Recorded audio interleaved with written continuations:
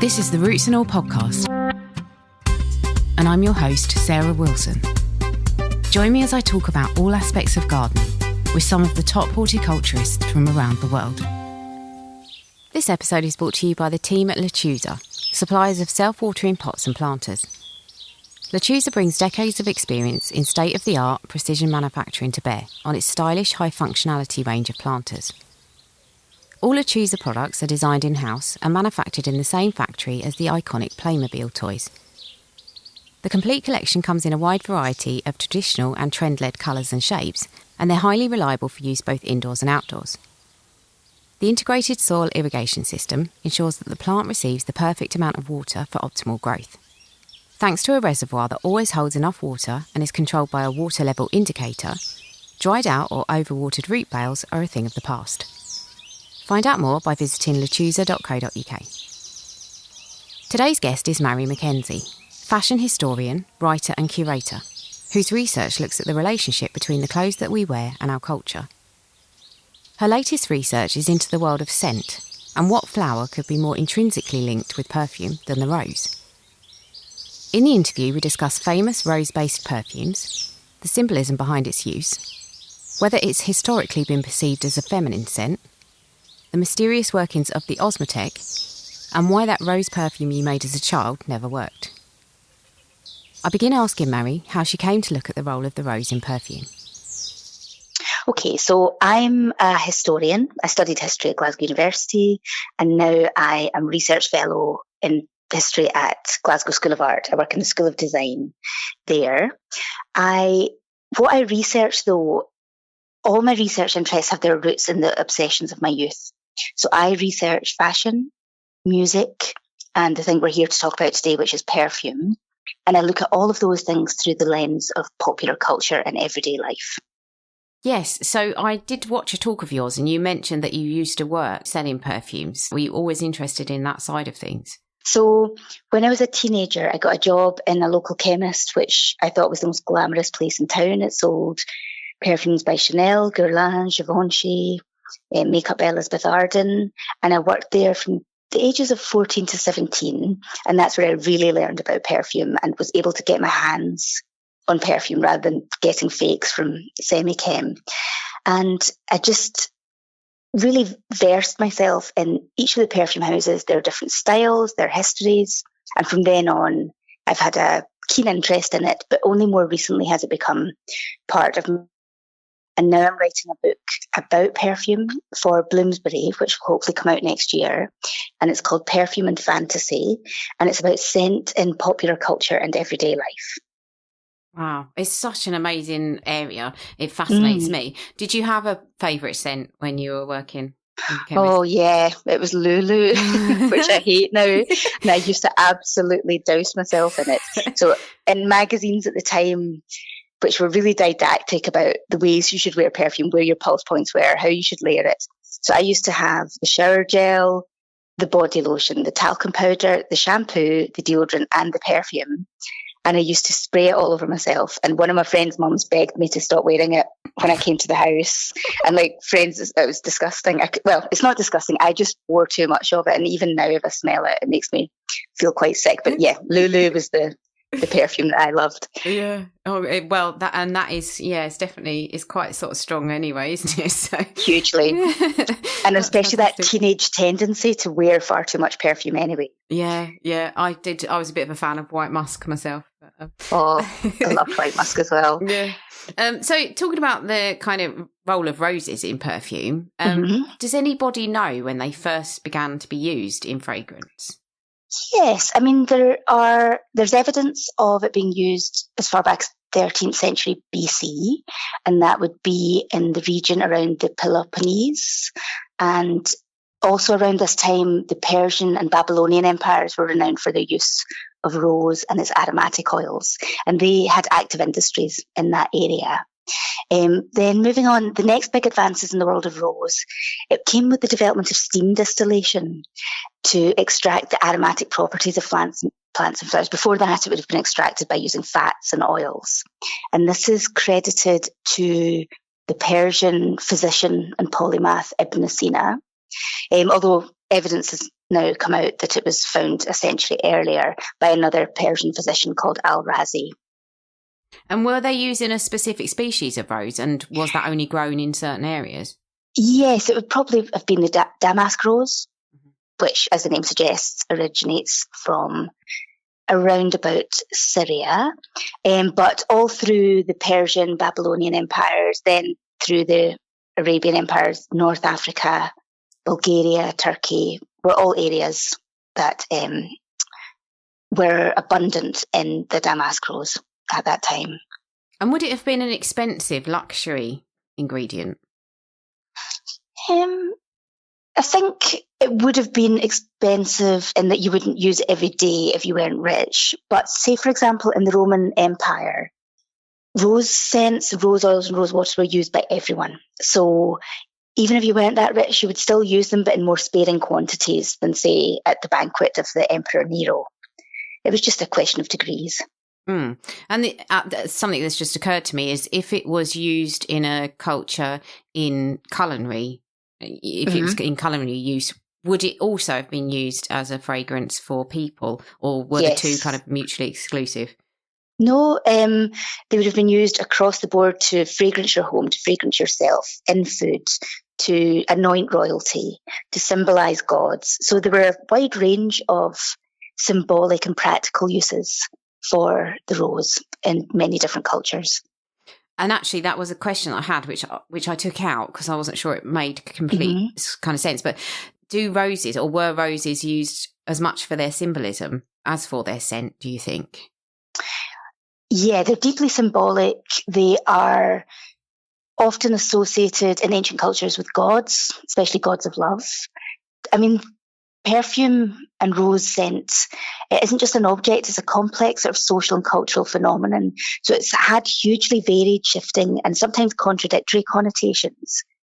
So say, for example, throughout the history of the Christian church, the early Christian church did not want anything to do with scent or rose scents because they associated it with the debauchery of pagan idolatry, in particular the sort of paganism and debauchery of the Romans. But as time went on, it took on new meanings. And within the Christian church, the white rose came to symbolise the Virgin Mary. Rose and rosemary were sometimes used to fire and brimstone. Instead of fire and brimstone, they would use rose and rosemary. It would be worn in garlands at Christian feasts. But also it could be seen as a sign of the devil. So at the Loudun witchcraft trials, for example, there was a demonic possession that was supposedly the result of a bunch of roses being thrown into the local nunnery, and the devil got into the bodies of the nuns through that. So you have all these wildly different connotations and symbolism going on within one perfume. That's amazing. So would that have been cyclical? So would it kind of gone in and out of fashion, or would it gone in and out of different connotations depending on the time, or was it just specific to the culture? Sometimes they had contradictory connotations at the same time within the same culture. So, I mean, within Christianity, like I said there, the idea that the devil could get into a nun's body through a bunch of roses is at odds with the idea that the Virgin Mary is symbolised by the white rose. But both of those things coexisted at the same time. And would it have been specific to the colour as well? Would that have had an influence on what the... Probably. Yeah. Probably. Red has a much more carnal connotation than something like white. And what does the rose scent connote in today's society? Do we know? Well, I think if you look at perfume adverts now, especially perfumes that contain predominantly rose, they tend to depict a certain type of woman, somebody who's very fair, young, beautiful. The imagery is very romantic, so it's usually quite soft and blurred. So it's associated with romance a lot. It's associated with purity. Although you do get a lot of rose scents which are very spicy and rich and much more seductive in their imagery.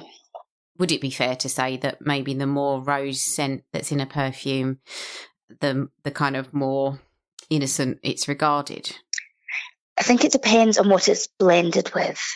So, for example, you have a perfume like Portrait of a Lady by Frederic Malle, which has a really high concentration of rose in it, but it's blended with patchouli and clove and cinnamon and various other quite heavy spices. And in that context, the rose becomes more rich and seductive. Then you have something like Beautiful by Estee Lauder, which is much lighter, much pinker in its imagery as well. So all of those things come together to connote purity. Yeah, that's a really good point. I suppose it depends on the marketing campaign to a degree. Yeah, it really does. Although if you ask somebody if they like rose, a lot of them will associate it with their granny or, a face cream that their mum used. It tends to come in and out of fashion, and a lot of perfumes contain rose and people don't realise it. So they might associate rose with being a particular scent, but there is no such thing as a singular rose scent. It really depends upon the type of rose used in the perfumery and also the terroir. So it changes according to the climate, the soil, the aspect, so on and so forth, in much the same way as it does with wine and olive oil. Wow, that's interesting. I've never thought of that. So going back to kind of how people are perceived when they're wearing it, I thought it was really interesting to talk about whether rose has always been perceived as a feminine scent. Not always. As with many of our persistent customs, my research is in Britain, mostly Scotland, but Britain generally. The idea of the rose being gendered came about with the Victorians. And they were really explicit about this, that roses and other flowers became associated with femininity. Then men would only be concerned with flowers from a botanical or scientific point of view. In modern society, we do think of the rose as a feminine scent. So yeah, we definitely do. Although there are many male scents, or those that are marketed towards men, that contain rose, and something like Aramis 900 or L'Egoiste by Chanel or Noir de Noir by Tom Ford or Amouage Lyric. They all contain rose. So you might not recognise it immediately as being there, but it's a persistent component within masculine perfumery as well. Also, in periods when men weren't supposed to wear rose scents, they still found a way to get it into everyday life. So it would either be via a buttonhole or it could be scented snuff in the Victorian period. And this might be delving too far into the chemistry side of it, but is it a useful ingredient in a perfume in terms of kind of fixing the other smells? It would definitely add a particular vein through the perfume, but like any recipe, I suppose, it depends what you put it with, and it will take on quite different characteristics. Also, perfume has been isolated roses have been isolated into different components. So you could extract certain molecules from the rose and then put that into a perfume to underline or enhance other ingredients that you have in there. It's very rare to find a perfume that is just rose. Even if it's marketed as such, it will have other ingredients in there to enhance or to balance out the central ingredient of rose. Yeah, you mentioned a scent. I think you were wearing it when you gave your talk, but it was called Une Rose. Oh, yes.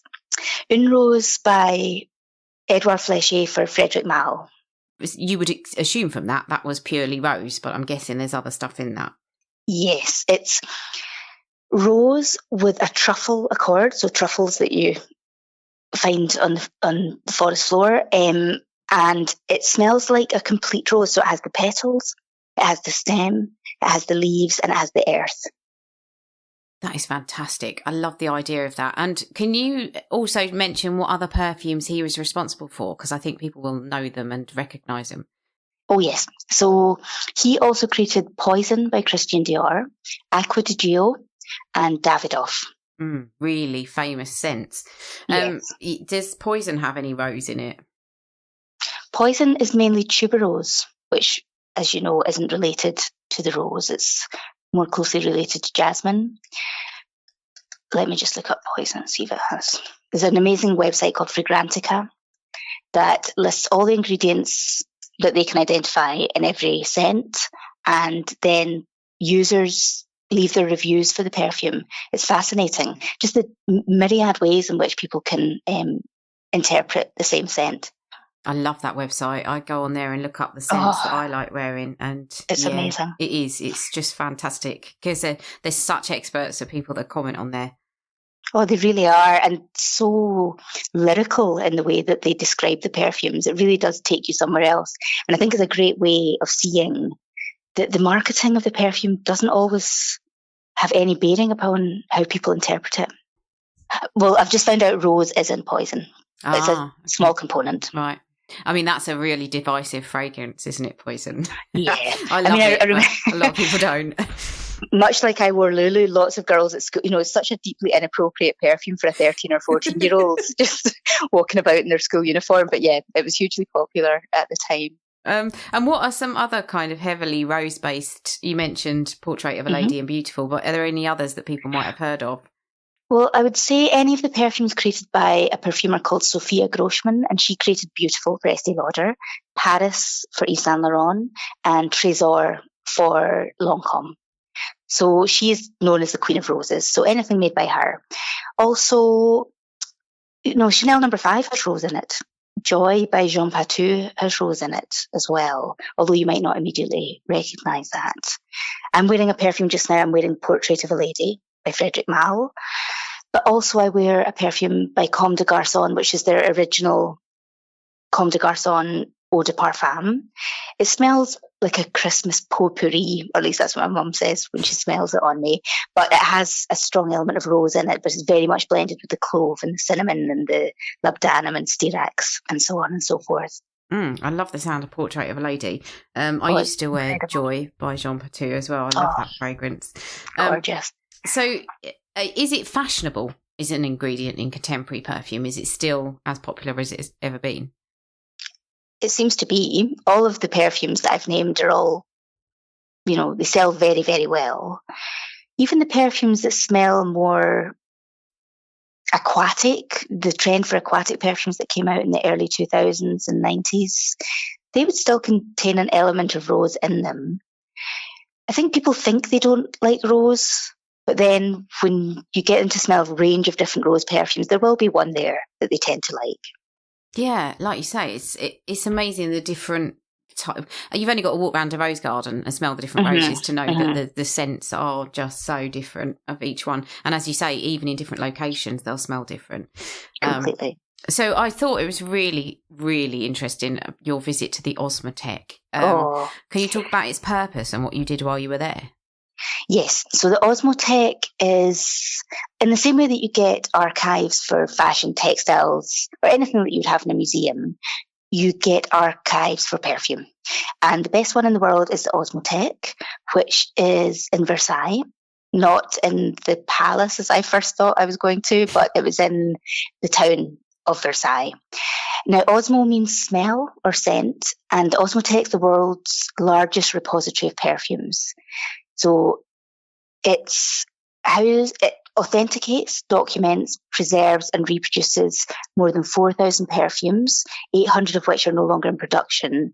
And it can trace certain great perfumes that no longer exist and bring them back to life. But they also have a charter saying that they cannot produce any of these for financial gain. Wow. So they could... How do they do it? Do they kind of harvest the scent molecules off of something? A lot of the companies will entrust the ingredient list or the recipe to the Osmotheque, and they are kept very tight control of. They're kept in a vault in the centre of Paris. I suppose it's like the recipe for Coca-Cola. You have to be very careful who gets their hands on it. So they have access to those recipes, and they're able to then reproduce the scent because they have ingredients that are no longer allowed to be used as well in scent, things that have been outlawed over time because it might be because of animal cruelty or they bring on allergies. So they're able to do that. And I was able to smell perfumes that no longer exist, which was wonderful. And what did you go there for, just for research purposes? Well, I went because I knew I was going to write this chapter about roses. And although most of my research looks at the cultural history of roses, I wanted to understand the perfume itself. So I made an appointment. It's not open to the public. If you're a researcher, though, you can get in touch with them and organise an appointment. I was looked after by a person who works there called Isabelle Reynaud-Chazot. And it's a very modest operation. You walk in and it's just a room It doesn't look anything particularly special. And then they bring up the scents from downstairs, and I got to try 20 of the greatest rose scents of all time. Wow. Oh, that must be amazing. How do you cleanse your palate between smelling the different perfumes? You can smell yourself. If you smell your own skin or just into the crook of your elbow, that tends to reset your nose. Huh. Wow. So you talked about, obviously, when you were younger, you tried to preserve the scent of roses. And this, again, might be beyond your remit. But if people wanted to do that, is there a way you can do that at home? Oh, I don't know if you can get home distillation kits. And I suppose you can. Is that the way to do it? Distill your own beer. Yeah, it would need to be some sort of steam distillation. I mean, the old way would be to embed thousands of rose petals in animal fat, but I don't know if anyone would fancy doing that in their house. No, possibly not. Possibly not. Awesome. Well, I mean, I think I've got to the end of my questions. So I suppose, could you just tell us about what you're going to be doing in October? In October, I'm going to be giving a talk. It's called Horticulture, and it's going to take place at the London College of Garden Design's Autumn Conference, which will be at the Royal Botanic Gardens queue.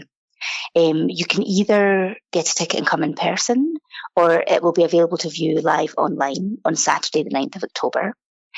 And the purpose of the conference is to examine the relationship between fashion and flowers. So loads of designers have drawn upon the aesthetic of flowers within their own work. So Hardy Ames, Yves Saint Laurent, Christian Dior. And in turn, a lot of fashion designers and people who work in fashion are keen gardeners. So this conference will bring those together, and there are a number of amazing speakers at it. I'm not talking about myself there, obviously talking about the other ones. So Professor Amy de la Haye, who's the author of Ravishing the Rose in Fashion, Justine Picardy, who's the author of the forthcoming book Miss Dior, and Sam McKnight, who's an absolutely legendary hairstylist and who's an avid gardener as well, and Geoffrey Munn, who is one of the experts in Antique Roadshow. He's an expert in jewellery. So we'll be looking at roses and floral symbolism within jewellery. And I'll be talking about the history of perfume and flowers. Thank you, Mary. As Mary said, she'll be speaking at the London College of Garden Design's Horticulture Conference in October. The conference will explore the influence of plants and gardens on the fashion world and feature some of the industry's leading academics and influencers. For more information, visit the LCGD website, lcg.org.uk, or their Eventbrite page. Tickets start at £59 and the day will be streamed online as well as in person at Kew Gardens. And I'm going to be there, which I'm very excited about. So please come and say hello if you're there. Thanks to you for listening. Don't forget to visit lechuza.co.uk to find out more about their indoor and outdoor planters, which feature a built-in irrigation system. To play you out, here's Dr. Ian Bedford talking about a moth that I was lucky enough to see at close quarters recently as it became trapped in a polytunnel. And up close, it has a face just like an owl. Although hummingbirds don't exist wild in Britain, we'll sometimes be lucky enough to see a creature in our gardens during the summer months that could easily be mistaken for one. Since this little creature, just an inch long and half the size of the world's smallest hummingbird, is remarkably similar in the way that it darts amongst the garden plants, then skillfully hovers in front of a flower to feed. But look closely, though, at the front of its head, and you won't see a long thin beak, but a proboscis that it uncoils to probe deep into the flowers to suck out the nectar. And a pair of black antennae on top of its head also confirms that it's not a bird, but an insect, and that it's a day-flying moth called the hummingbird hawk moth. A spectacular creature with large piercing eyes and a furry-looking grey-coloured head and black and white checkered body. Rarely seen resting, its browny-grey forewings and orange hindwings beat so fast that they create an audible hum and appear as a blurry haze around the moth as it hovers. Although seen throughout Britain during the summer months, the hummingbird hawk moth is actually an annual migrant, originating from countries around the Mediterranean basin and Central Asia. And so the numbers arriving here will fluctuate from year to year. But during its stay here, it will successfully breed, laying eggs on ladies' bedstraw and wild madder that hatch into green caterpillars with a yellow stripe along their sides and a blue horn on their rear. and these will go on to pupate and emerge as adult moths during late summer, although it's assumed that they then can't hibernate and survive through our winter.